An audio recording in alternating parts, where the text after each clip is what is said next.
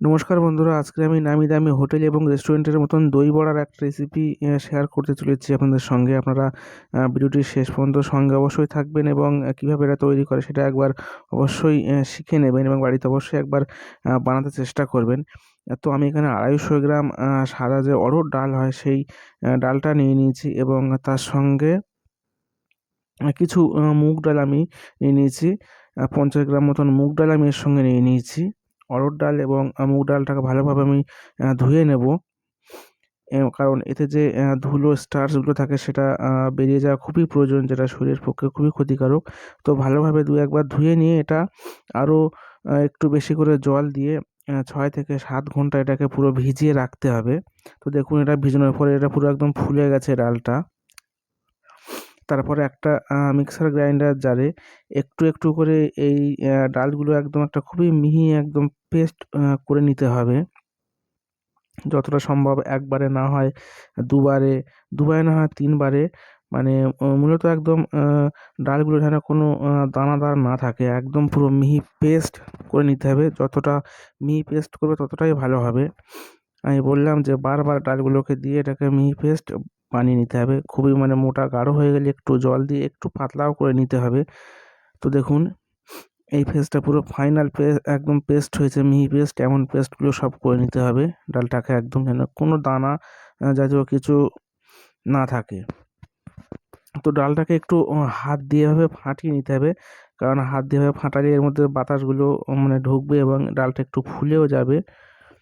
তো দেখুন, হাত দিয়ে মানে যেমন করে বড়ি দেয় ঠিক তেমনভাবেই। তো উপর থেকে আমি একটু হালকা ধনিয়া পাতার কুচি এবং কিছু কাঁচা লঙ্কা আমি উপর থেকে দিয়ে দিচ্ছি। আর সঙ্গে ১ চামচ আমি গোটা জিরা দিয়ে দিচ্ছি এবং পরিমাণ মতন লবণ আমি এর সঙ্গে দিয়ে, আর একটু আদা, একদম কুচি কুচি করা আদা আমি এর সঙ্গে দিয়ে দিয়েছি।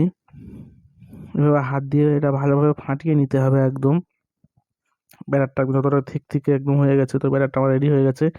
চেক করার জন্য একটা পাত্রে জলের উপর এভাবে দিতে হবে। যখন এটা হাফের বেশি মানে ভেসে উঠবে তখন বুঝবেন যে এটা হয়ে গেছে। তেলটাকে একদম আমি আগে থেকে গরম করে নিয়েছিলাম, আর এখন তেলটা একদম পুরো লো আঁচে আছে।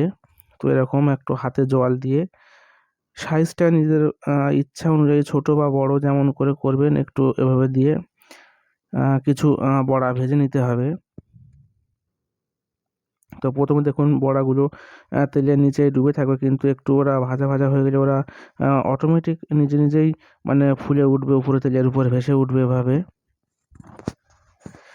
এখানে আঁচটা একদম লো আছে ভাজার কারণ হচ্ছে মানে বেশি মিডিয়াম বা হাই ফ্লেমে ভাজলে উপর থেকে লাল হয়ে যাবে কিন্তু ভিতরটা শক্ত হয়ে যাবে। সেই জন্যই একদম লো আঁচে এটাকে পুরো ভাজতে হবে। দেখুন কত সুন্দর ফুলে গেছে এবং একটা কালার চলে এসেছে হালকা ব্রাউন ব্রাউন। তো ভিতর থেকেও ওটা স্পঞ্জি মানে হয়েছে। ভাজাটা এখানে কমপ্লিট হয়ে গেছে আমার সমস্ত বড়াগুলো। দেখুন, তো এই বড়াগুলো আপনারা ফ্রিজে ৫ থেকে ৬ দিন স্টোর করে রাখতে পারবেন। তো বড়াটাকে আরও সফট করার জন্য আমি একটা ডেকচিতে একটু জল নিয়েছি, তাতে একটু নুন এবং একটু হিং দিয়ে দিয়েছি। আর এই যে ভাজা বড়াগুলো আরও একটু সফট করার জন্য এটা আমি ১৫ থেকে ২০ মিনিট একটু এভাবে ভিজিয়ে রাখবো। তো একটু জল একটু টেনে নেবে, এই বড়াগুলো আরও সফট হয়ে যাবে। তো দেখুন, সময়টা আমার অতিক্রম হয়ে গেছে। আর এদিকে কিছু দই আমি নিয়ে নিয়েছি। দইটা একটু হালকা আমি একটু চিনি দিয়ে দিচ্ছি। আর কিছুটা ওর সঙ্গে আমি ময়দা আমি দিয়ে দিয়েছি। দিয়ে আমি ভালো করে এটাকে আমি ফাটিয়ে নিচ্ছি। তো দেখুন, বড়াগুলো আমার এখানে জলে ভিজে একদম পুরো সফট হয়ে গেছে। দেখুন স্পঞ্জ হয়ে গেছে, যে জলটা দেখুন পুরোপুরি মানে পড়ে যাচ্ছে, এভাবে নিংড়ে নিংড়ে বড়াগুলোকে তুলতে হবে উপর থেকে। তারপরে আমি একটা প্লেট এভাবে সাজিয়ে আমি দিচ্ছি। দেখুন আমি যেভাবে দিচ্ছি, তো তারপরে এভাবে দইগুলো এর উপর দিয়ে দিতে হবে। ১ চামচ ১ চামচ দই দিতে হবে এভাবে বড়াগুলোর উপরে। এবং তারপরে যে একটা সোয়ান চাটনি, যেটা তেঁতুল এবং সামান্য মিষ্টি ঝাল দিয়ে তৈরি একটা চাটনি উপর থেকে এভাবে দিতে হবে। তারপরে একটু মিন্ট চাটনি এভাবে মানে পুদিনা পাতার চাটনি এভাবে উপর দিয়ে দিতে হবে। দেখুন, তো এটা অটোমেটিক পুরো একদম রেডি হয়ে গেছে। আপনারা অবশ্যই পারলে একবার ট্রাই করবেন। ভিডিও ভালো লাগলে অবশ্যই লাইক করবেন, শেয়ার করবেন, কমেন্ট করবেন। সঙ্গে থাকার জন্য ধন্যবাদ।